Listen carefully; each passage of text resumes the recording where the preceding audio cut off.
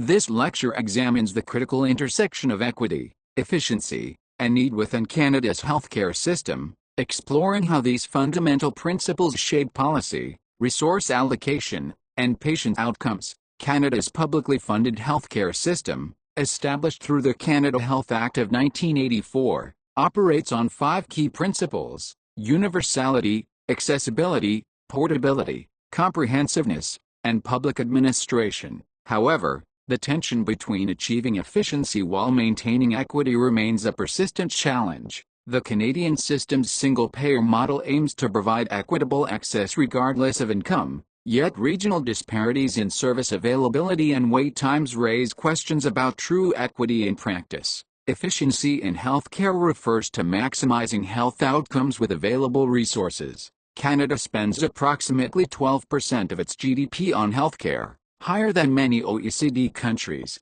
yet faces challenges in service delivery efficiency. The concept of Pareto efficiency suggests that resources should be allocated where no individual can be made better off without making another worse off. However, healthcare markets rarely meet perfect competition assumptions due to information asymmetries, provider monopolies in certain regions, and the essential nature of medical services. The Canadian system's emphasis on need-based allocation rather than ability to pay creates a unique equilibrium between market forces and social values. Need-based healthcare allocation in Canada is particularly relevant given the country's diverse population and geographic challenges. Indigenous communities, rural populations, and vulnerable groups often experience disproportionate healthcare barriers. The 2019 Canadian Community Health Survey revealed that 12% of Canadians reported unmet healthcare needs, with cost and wait times as primary barriers.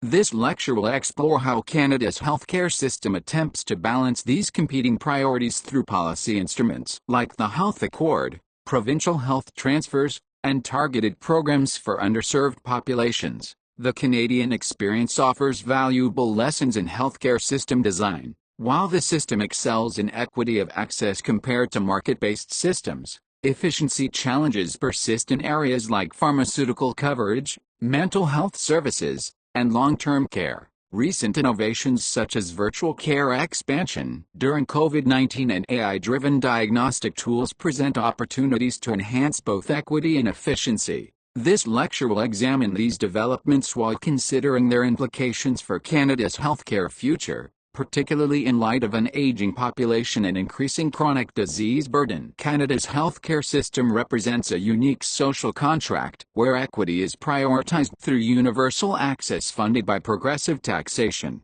The Canada Health Act of 1984 established a legal framework requiring provinces to provide comprehensive, accessible care to all residents. This system contrasts with market-based approaches where ability to pay determines access. The single-payer model eliminates financial barriers at point of service, though indirect costs like transportation and time off work can still create equity challenges, particularly for low-income populations. Efficiency in the Canadian context requires examining both technical efficiency, maximizing outputs with given inputs, and allocative efficiency, directing resources to highest value uses. The system faces inherent tensions between these efficiency goals and equity objectives. For instance, centralized purchasing of pharmaceuticals could improve cost efficiency but may limit patient choice. Wait times for specialist care represent another efficiency equity trade-off, where universal access creates queues that some argue could be reduced through private parallel systems.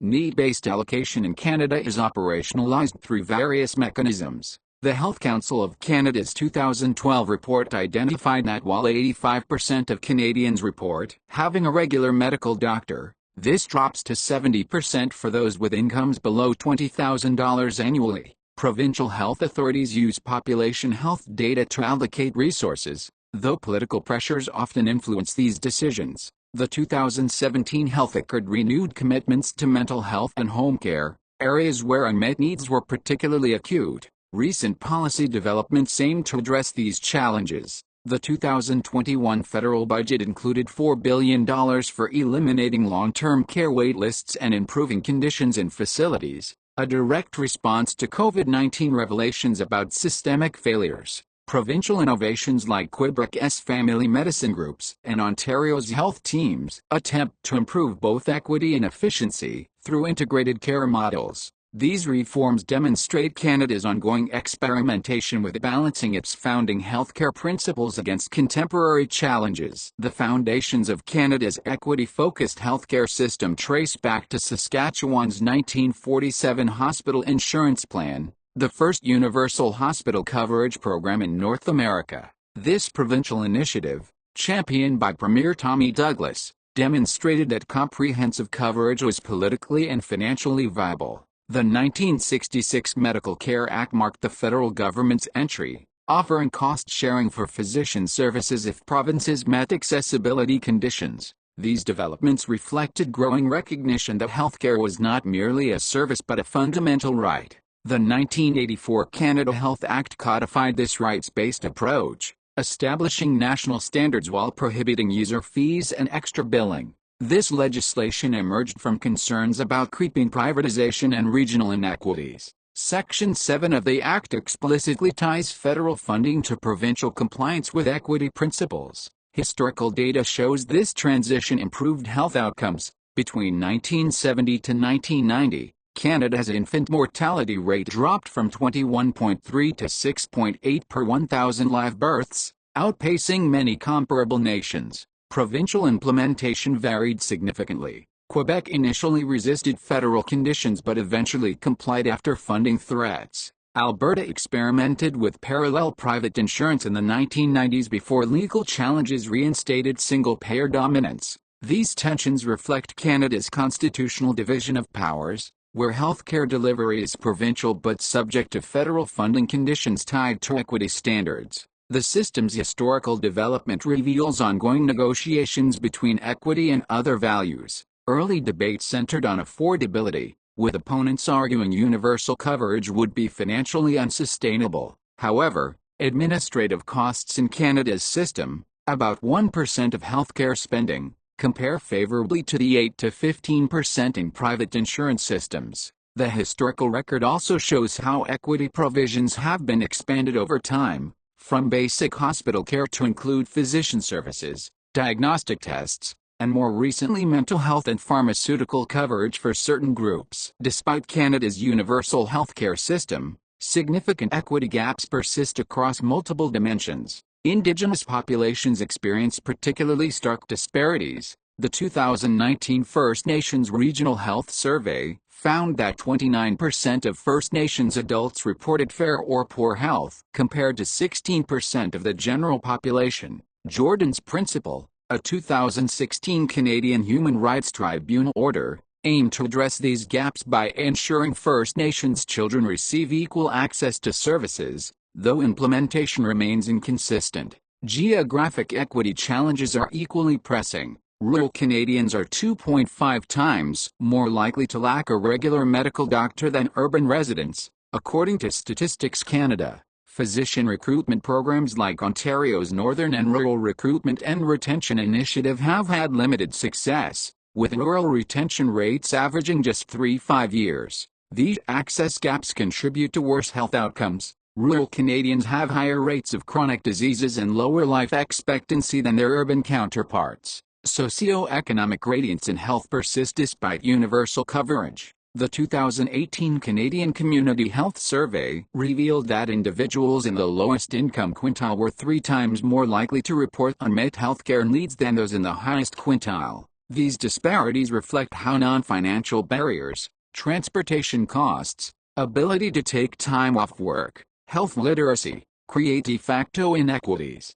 The 2019 report from the Chief Public Health Officer identified that these social determinants account for 50% of health outcomes, compared to 25% from healthcare services. Emerging equity challenges include those faced by LGBTQ2S+ populations, where 2019 survey data showed 18% avoided healthcare due to fear discrimination, and newcomers to Canada, who often face language barriers and unfamiliarity with the system. The COVID-19 pandemic exacerbated many of these inequities, with racialized communities experiencing disproportionate infection and mortality rates. Addressing these complex, Intersecting equity challenges requires multifaceted policy approaches that go beyond traditional healthcare delivery models. Canada employs various strategies to improve healthcare efficiency while maintaining equity commitments. Provincial health quality councils, like Ontario's Health Quality Ontario,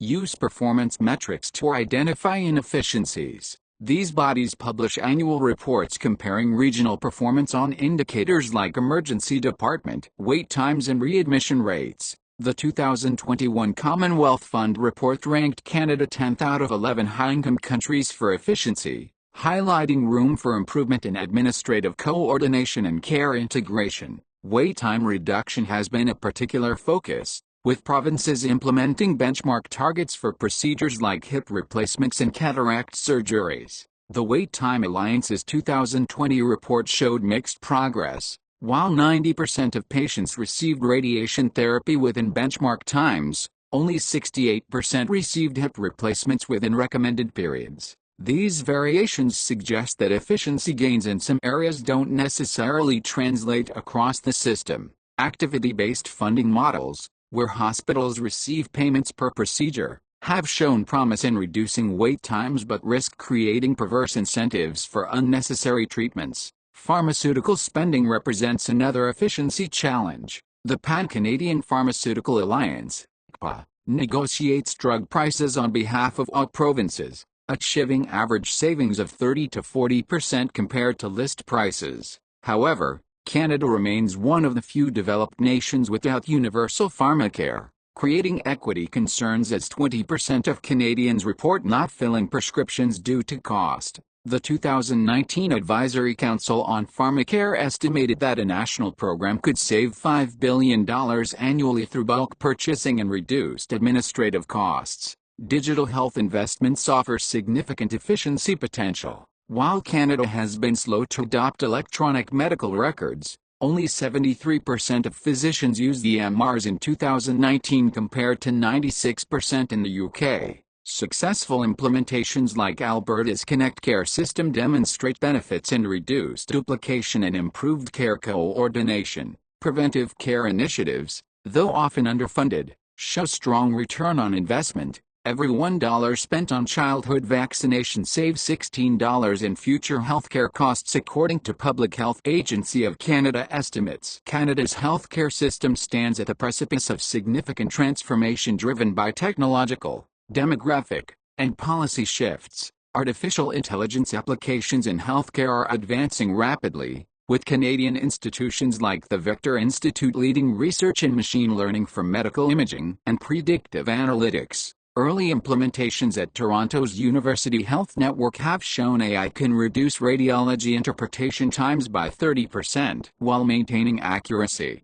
though ethical concerns about algorithmic bias require careful governance frameworks. The COVID-19 pandemic accelerated telemedicine adoption, with virtual care visits increasing from 1.6% of consultations in 2019 to 60% at the pandemic's peak. While usage has stabilized around 20%, this shift presents both efficiency opportunities and equity challenges. Rural and remote communities benefit from improved access, but digital literacy and broadband availability create new divides. Ontario's 2021 Virtual Care Policy Framework attempts to balance innovation with patient protection, requiring in-person options to remain available. Personalized medicine initiatives, particularly in cancer care, are gaining traction through provincial genomics strategies. British Columbia's Personalized Oncology Program uses genetic sequencing to match patients with targeted therapies, improving outcomes for certain cancers by up to 30%.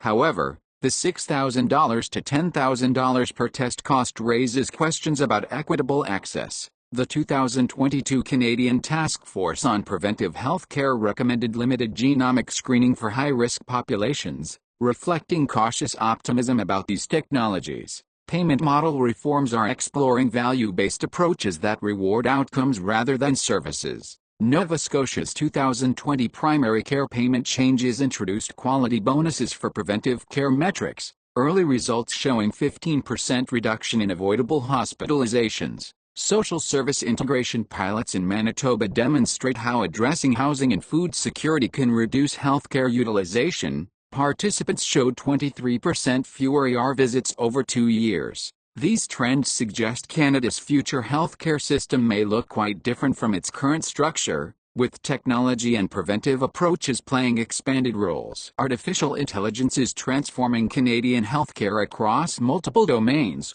with particularly rapid adoption in medical imaging. Toronto's University Health Network deployed deep learning algorithms that achieved 95% accuracy in detecting breast cancer in mammograms, reducing false negatives by 30% compared to human radiologists. These systems don't replace clinicians but serve as decision support tools, with studies showing improved diagnostic confidence among physicians using AI assistants. Natural language processing applications are streamlining clinical documentation. Vancouver General Hospital's 2021 pilot used AI to convert physician dictation into structured medical notes, reducing documentation time by 40% while improving note completeness. Predictive analytics tools are helping hospitals optimize resource allocation. Montreal's Jewish General Hospital implemented an AI system that forecasts ER patients' volumes with 87% accuracy, enabling better staff scheduling and reducing wait times by 22%. Mental health applications demonstrate AI's potential to address access gaps. Wobit, a cognitive behavioral therapy chatbot tested at McMaster University, showed comparable outcomes to traditional therapy for mild to moderate depression in a 2020 study. While not replacing human therapists, such tools provide immediate support for the 1.6 million Canadians on mental health service waitlists. Surgical robotics, like those used at London Health Sciences Centre, enable precision in complex procedures, with prostatectomy patients experiencing 50% fewer complications compared to traditional methods. Ethical implementation remains a critical consideration. The 2019 Pan-Canadian AI Strategy identified healthcare as a priority sector but emphasized needs for bias mitigation, data privacy protections, and clinician-AI collaboration models. Indigenous communities have raised concerns about AI systems trained on non-representative datasets potentially exacerbating healthcare disparities. The 2021 CMA policy on AI in medicine calls for regulatory sandboxes to test innovations while protecting patients, reflecting Canada's cautious but progressive approach to these transformative technologies. Northern Ontario's rural healthcare challenges exemplify the equity-efficiency tensions in Canada's system. The region's 150,000 residents spread across 800,000 square kilometers face significant access barriers. A 2020 Northern Policy Institute report found that 35% of communities lacked regular physician services, with some relying on monthly fly-in clinics. Chronic disease rates run 42% higher than the provincial average, partly due to limited preventive care. The 600 kilometers average distance to specialist services means patients often delay or forego necessary treatments, with cardiac patients waiting 50% longer for consultations than urban counterparts. A multi-pronged intervention launched in 2018 aimed to address these disparities. The Northern Ontario School of Medicine expanded its rural training program, increasing annual graduations from 56 to 84 physicians with mandatory rural service commitments. 12 telemedicine hubs were established in remote communities, connected to urban specialty centers through Ontario's ODN network. A community health worker program trained 120 local residents to provide basic care and health education, addressing both service gaps and employment needs. Early outcomes demonstrate significant improvements. Preventable hospitalizations for conditions like congestive heart failure and diabetes complications dropped by 22% over 2 years. Diabetes management compliance improved by 30% through the community health worker program's culturally appropriate education. Specialist referral wait times decreased by 40% through the telemedicine initiative, with virtual consultations now accounting for 35% of specialist visits. While challenges remain in physician retention and broadband reliability, this case illustrates how targeted interventions can improve rural healthcare equity without compromising system efficiency. Canada's healthcare system requires strategic policy reforms to better balance equity and efficiency objectives in the 21st century. Implementing national pharmacare could address the significant equity gap where 7.5 million Canadians lack prescription drug coverage. The 2019 Hoskins report estimated this would save $5 billion annually through bulk purchasing while improving medication adherence. Formulary management would be essential to control costs while ensuring access to essential medicines, with Quebec's model demonstrating how to maintain 95% population coverage while keeping per capita spending 15% below the national average. Primary care reform represents another critical opportunity. Team-based models like Ontario's health teams show promise in improving both access and outcomes. Early adopters report 18% fewer emergency department visits and 25% better chronic disease management. Scaling these models nationally would require addressing physician payment structures and electronic medical record interoperability challenges. The 2021 Canada Health InfoWay study found that only 30% of primary care providers can share patient records electronically across different systems, highlighting the need for national data standards. Artificial intelligence governance frameworks must prioritize equity to prevent exacerbating existing disparities. The proposed Canadian AI and Data Act should include healthcare-specific provisions requiring diverse training datasets and regular bias audits. Indigenous health service funding requires both increased resources and greater community control. The 2021 federal budget's $6 billion commitment to Indigenous health represents progress, but implementation must respect self-determination principles as outlined in the United Nations Declaration on the Rights of Indigenous Peoples. Mental health service integration offers significant efficiency gains through reduced acute care utilization. Alberta's 2018 mental health strategy demonstrated that every $1 invested in community mental health services saves $3 in hospital and justice system costs. Virtual care quality standards are equally important as telemedicine becomes permanent. British Columbia's 2022 virtual care guidelines provide a model for ensuring equitable access while maintaining clinical standards. These recommendations collectively offer a roadmap for evolving Canada's healthcare system to meet contemporary challenges while staying true to its founding equity principles. The Canada Health Act, 1984 establishes the legal framework for Canada's universal healthcare system, codifying the principles of universality, accessibility, and public administration that form the foundation of healthcare equity in Canada. This legislation represents the culmination of decades of policy development and remains the cornerstone of Canadian health policy, though its implementation varies across provinces and territories. Foll and Eccles' textbook provides comprehensive economic analysis of healthcare systems, with particular relevance to the Canadian context in its examination of single-payer models and the equity-efficiency trade-off. The author's discussion of Pareto efficiency and welfare economics offers valuable theoretical grounding for understanding Canada's policy choices and their economic implications. The Health Council of Canada's 2012 report on healthcare renewal documents the progress and ongoing challenges in implementing the 2004 Health Accord. This reference is particularly valuable for its analysis of regional disparities in healthcare access and outcomes, providing empirical data on how equity goals are being met or falling short across different Canadian jurisdictions. Mark Hilden's work on Canadian health systems offers historical perspective on the development of Medicare and its evolution over time. The text is especially useful for understanding the political and economic forces that have shaped Canada's healthcare system,